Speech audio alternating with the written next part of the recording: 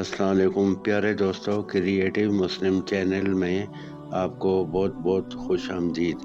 ہمارا آج کا موضوع ہے قصہ ذو القرنین اور یاجوج ماجوج۔ ذو القرنین جو کہ دنیا میں سلطان سکندر کے نام سے مشہور ہے، مقدونیہ کا رہنے والا بڑا جلیل القدر بادشاہ تھا۔ اس کے نبی ہونے میں اختلاف ہے، چونکہ کفار نے رسول اللہ صلی اللہ علیہ وآلہ وسلم سے سوال کیا تھا کہ آپ سلطان سکندر کا حال سنائیں تو ہم جانیں کہ آپ نبی ہیں، کیونکہ وہ جانتے تھے کہ ہماری کتابوں میں اس کا ذکر موجود ہے۔ اگر اس کے مطابق ہوا تو ہم جانیں گے کہ سچا ہے، ورنہ جھوٹا مشہور کریں گے۔ اس واسطے خدا تعالیٰ نے اپنے حبیب صلی اللہ علیہ وآلہ وسلم کی خاطر اس قصہ کو بیان فرمایا کہ ہم نے اس کو ہر ایک ضروری چیز سے سبب عطا کیا۔ کہتے ہیں کہ خدا تعالیٰ نے روشنی اور اندھیرے کو اس کا مطیع کیا۔ پہلے وہ مغرب کی طرف روانہ ہوا۔ جب اس جگہ سمندر کے کنارے پر پہنچا جہاں سورج ایسا دکھائی دیتا تھا کہ گویا کیچڑ میں داخل ہو رہا ہے، تو وہاں ایک قوم دیکھی جو کہ وحشیوں کی طرح رہتی سہتی تھی، جانوروں کی کھالیں پہنتے تھے اور آبی جانوروں کا گوشت کھاتے تھے۔ خدا تعالیٰ کا حکم ہوا کہ اے سکندر، کیا تو ان کو بسبب بت پرستی کے اور ایماندار نہ ہونے کے سزا دے گا، یا ان کے ساتھ ایماندار ہونے کے باعث بھلائی کرے گا؟ سکندر نے کہا، جو شخص کافر رہے گا اور بت پرستی کرے گا، میں اس کو سزا دوں گا، اور پھر قیامت کے دن خدا تعالیٰ اس کو عذاب دے گا، اور جو ایمان لائے گا اور اچھے کام کرے گا اس کی جزا اچھی ہوگی۔ پھر مشرق کی طرف ہو لیا۔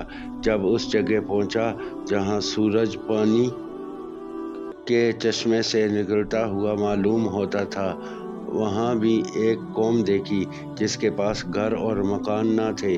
جب سورج نکلتا تو زمین میں سردخانوں کی طرح جو گڑھے بنائے ہوئے تھے ان میں گھس جاتے۔ جب سورج ڈھلتا تو نکل کر مچھلی کا شکار کرتے اور سورج سے بھون کر کھاتے تھے۔ ان کے ساتھ بھی سکندر کا ویسا ہی معاملہ ہوا جیسا کہ مغرب والوں کے ساتھ ہوا تھا۔ پھر اپنے بائیں ہاتھ یعنی شمال کی طرف چلا تو راستے میں دو پہاڑ آ گئے۔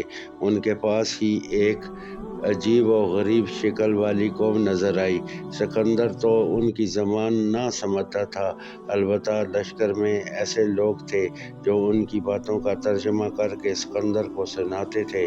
اس قوم کے لوگوں نے سکندر کو کہا کہ پہاڑ کی دوسری طرف ایک قوم ہے جس کا نام یاجوج ماجوج ہے، وہ لوگ ہمیں بہت ستاتے ہیں۔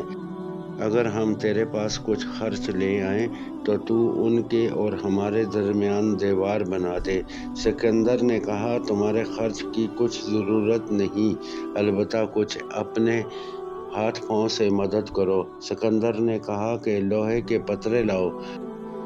جب لائے تو ان کو پہاڑوں کے درمیان رکھ کر ایک دیوار کھڑی کر دی، پھر اس کو آگ لگا دی۔ جب وہ پترے سرخ ہو گئے تو پگھلا ہوا تانبا اس کے اوپر ڈال دیا، وہ لوہے کے ساتھ یکجان ہو گیا۔ اس طرح سے 150 گز کی اونچی دیوار بنا دی۔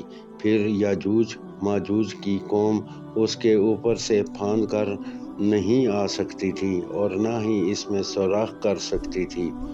جب دیوار بنانے سے سکندر فارغ ہوا تو کہنے لگا کہ یہ میری قابلیت نہیں بلکہ خدا تعالیٰ کی رحمت اور مہربانی ہے کہ یہ لوگ یاجوج ماجوج سے امان میں ہوئے۔